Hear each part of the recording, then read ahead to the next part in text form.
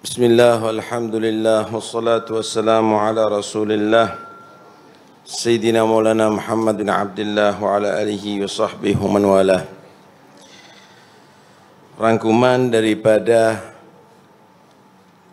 terjemahan khutbah Al-Habib Abdurrahman bin Abdullah As-Segaf.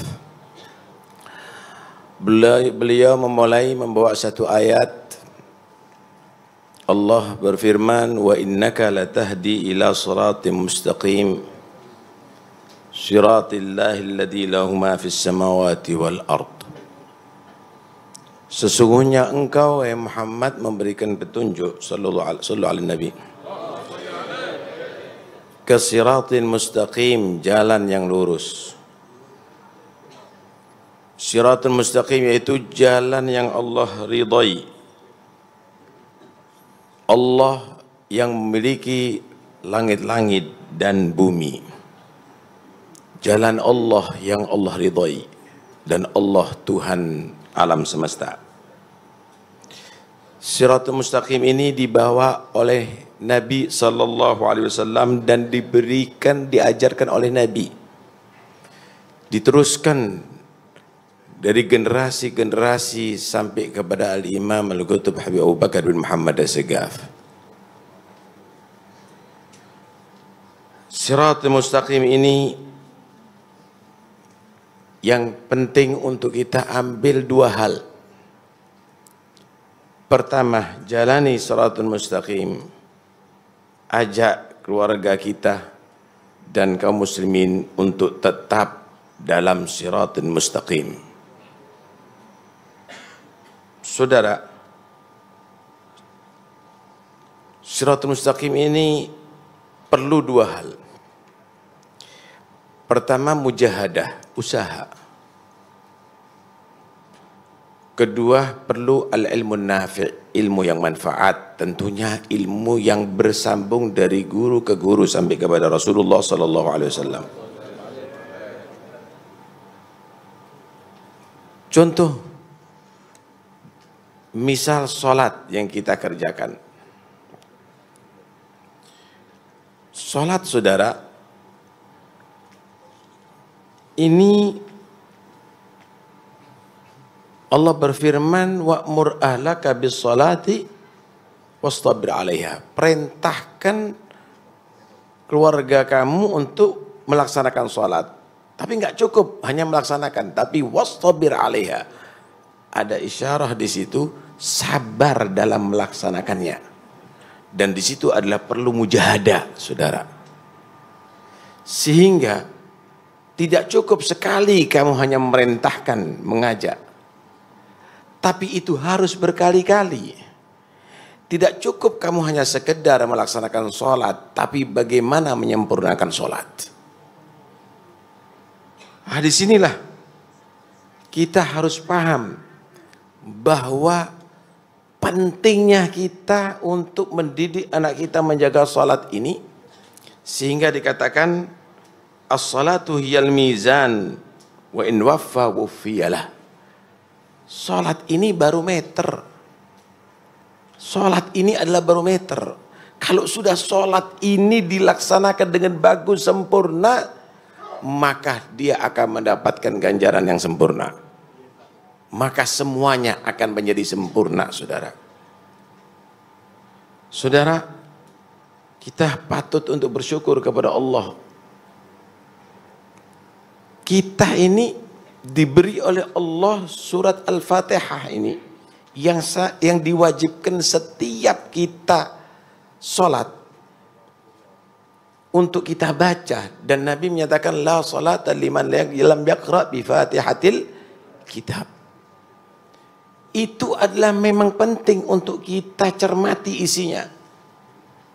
Dan kita minta ada di situ setiap kita sholat. Ihdinas siratal mustaqim. Kita minta kepada Allah untuk diberikan hidayah untuk bisa melaksanakan jalan yang lurus tadi itu. Cuma kita kadang-kadang tidak perhatian dengan siratal mustaqim ini. Jalan yang lurus ini tidak menjadi satu hal prioritas bagi kita. Sehingga sering menyebal kita. Jalan siapa itu? Siratal ladzina an'amta alaihim. Jalan orang-orang yang telah engkau beri nikmat ya Allah. Siapa yang Allah beri nikmat? Orang kaya. Orang yang dapat jabatan. Orang yang diberi nikmat oleh Allah adalah orang yang taat kepada Allah dan Rasulullah. Wa man yuti'illah war rasul fa ulaika ma'al ladzina an'amta alaihim. Ma'al ladzina an'ama Allah alaihim minan nabiyyin was-siddiqin wasyuhada was-salihin. Merekalah para anbiya, itu orang-orang beri nikmat. Merekalah as-siddiqin, para aulia. Merekalah asyuhada, orang-orang mati syahid. Merekalah orang-orang solehin yang Allah beri nikmat. Jalan mereka. Kadang-kadang kita ini lebih cenderung untuk menjadikan cita-cita anaknya kita untuk tidak jalan mereka. Anak-anak kita ini, saudara, lebih cenderung dengan lagu barat daripada qiraatul Quran. Anak-anak kita ini lebih senang menonton film daripada cerita-ceritanya salaf. Perubahan ini terjadi pada kita. Mana siratal mustaqim yang kita minta? Ihdinas siratal mustaqim. Siratal ladzina an'amta alaihim. Dan Allah teruskan, ghairil maghdubi alaihim. Bukan jalannya orang-orang yang mendapatkan murka Allah. Siapapun mereka sebenarnya. Utamanya orang-orang Yahudi. Waladhdallin, bukan orang-orang yang sesat, bukan jalannya orang-orang yang sesat. Siapapun mereka, utamanya adalah orang-orang Nasara. Karena itu, ya ikhwani, kita ini dikasih Fatihah itu, cobalah kita berpikir dari ayat-ayat yang kita baca. Ada satu hadis Nabi menceritakan kalau kita membaca surat Al-Fatihah, kita ucapkan Alhamdulillahi Rabbil Alamin, maka Allah menyatakan hamidani abdi, hambaku ini telah memuji aku. Kalau sudah dia menyatakan Ar-Rahmanir Rahim, Allah menyatakan athna alayya abdi, meluhurkan aku hambaku. Maliki yaumiddin, Allah menyatakan majjadani abdi, telah memuliakan aku hambaku. Iyyaka na'budu wa iyyaka nasta'in, hanya kepadamu aku beribadah, hanya kepadamu aku mohon pertolongan. Maka Allah menyatakan hadza baini wa baina abdi, ini antara aku dan hambaku. Tapi ketika mereka mengatakan ihdinas siratal mustaqim, beri kami hidayah ya Allah, bisa menjalani jalan yang lurus, siratal ladzina an'amta alaihim ghairil maghdubi alaihim waladdallin, jalan orang yang engkau beri nikmat, bukan jalannya orang-orang yang engkau murkai dan jalannya orang-orang yang sesat. Maka di situ Allah menyatakan hadza li abdi wa li abdi ma sa'al, ini adalah untuk hambaku dan bagi hambaku apa yang diminta akan diberikan oleh Allah Subhanahu wa ta'ala. Saatnya diijabahi doa kita oleh Allah Subhanahu wa ta'ala. Ya ikhwani, ini Habib Abu Bakar ini mendapatkan magom ini ya dengan sabar wal ilm. Bukan bil huwaina, bukan dengan main kartu. Bukan dengan main karambol. Bukan dengan duduk ada di kafe. Khalwat 15 tahun beliau. Menuntut ilmu sampai bertemu dengan guru-guru mulia mereka, guru-guru beliau, dan diteruskan dengan mujahadah, diteruskan dengan dakwah, menyebarkan ilmu, dapat makam yang tinggi ya ikhwani. Kemudian sabar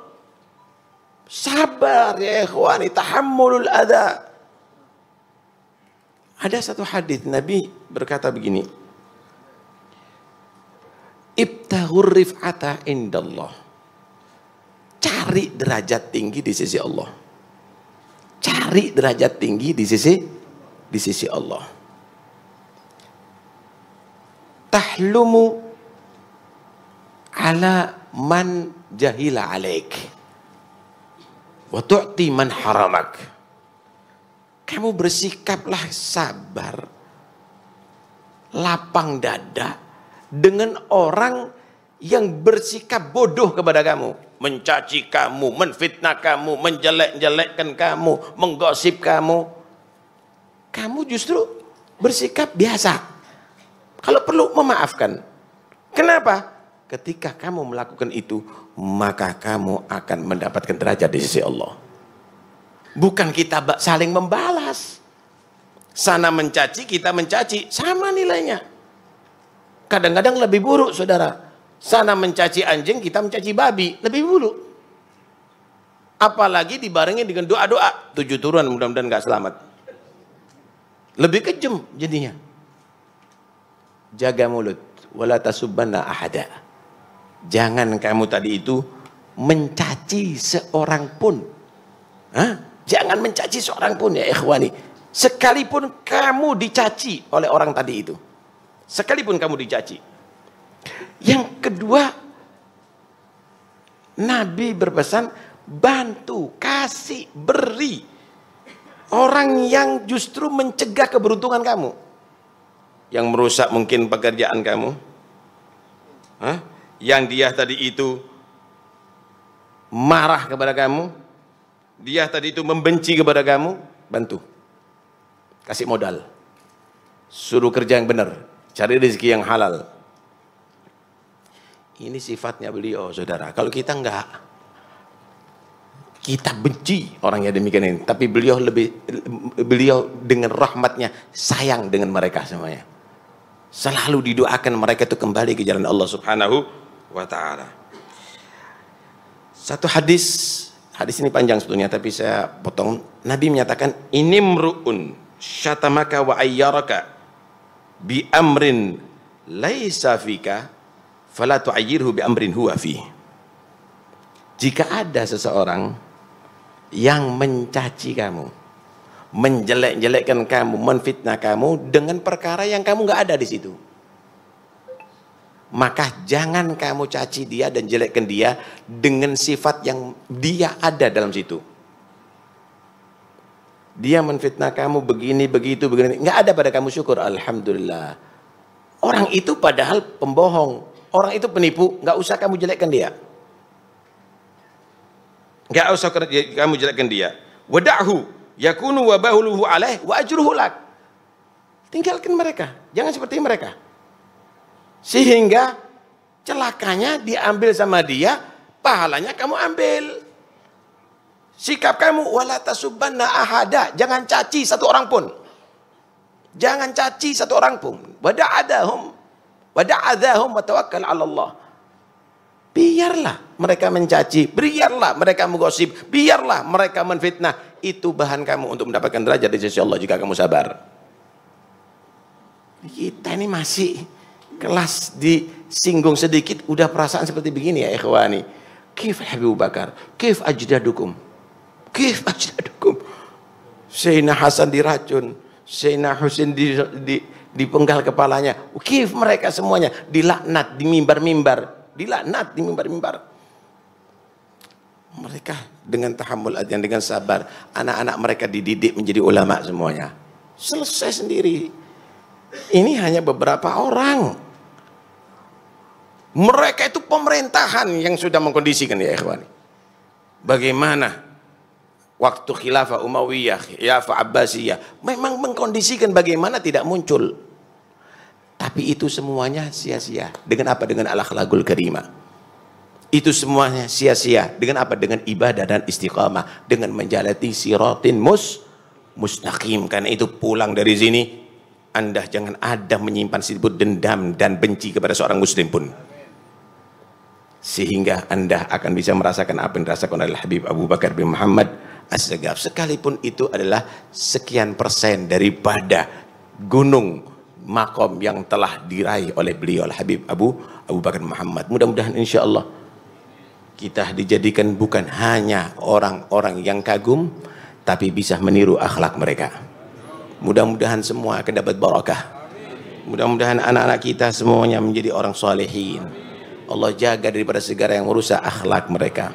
Allah jaga daripada segala yang merusak akidah mereka. Tetap dijadikan orang-orang ta'alluq dengan salafnya kita. Dan mudah-mudahan insya Allah tidak ada di hati kita kebencian kepada seorang muslim. Kita doakan mudah-mudahan siapapun dia orang Islam, Allah berikan hidayah. Hidayah untuk menjalankan siratan mustaqim. Siratal ladzina an'amta alaihim ghairil maghdubi alaihim waladhdallin. Sallallahu alaihi wasallam Muhammad wa alihi wasallam. Alhamdulillahirabbil alamin. Assalamualaikum warahmatullahi wabarakatuh.